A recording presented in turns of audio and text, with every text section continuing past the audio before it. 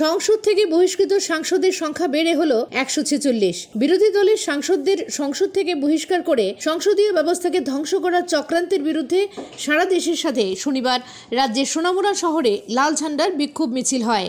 এতে আলোচনা করেন সিপিআইএম সোনামুড়া মহকুমা সম্পাদক মণ্ডলীর সদস্য ওয়াহিদুর রহমান।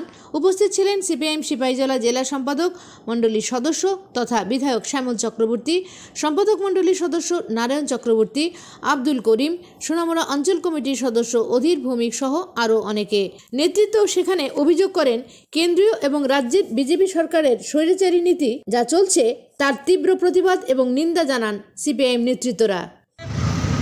গণতন্ত্রকে হত্যা করে একদলীয় স্বৈর শাসন কায়েম করার জন্য বিজেপি নেতৃত্বাধীন কেন্দ্রীয় সরকার একটার পর একটা স্বৈরাচারী পদক্ষেপ গ্রহণ করছে।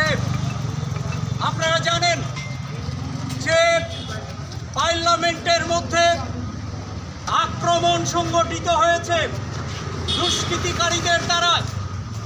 সেই আক্রমণ কেন সংগঠিত হলো, কেন জননিরাপত্তা বিঘ্নিত হচ্ছে?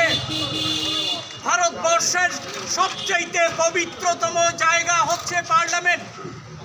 সেই পার্লামেন্টেই যখন আক্রান্ত হয় তখন সাধারণ মানুষের নিরাপত্তা কোথায়?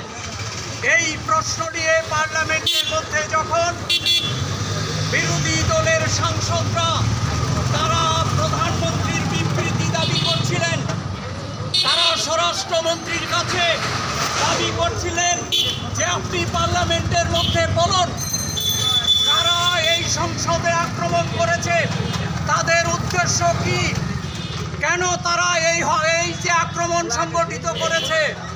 দীর্ঘদিন ধরে তারা পার্লামেন্টের মধ্যে শুধুমাত্র জনগণের যে প্রশ্ন, জনগণের যে চাহিদা, সেটা পার্লামেন্টের মধ্যে তুলে ধরে প্রধানমন্ত্রী। ব্যুরো রিপোর্ট, আকাশ ত্রিপুরা।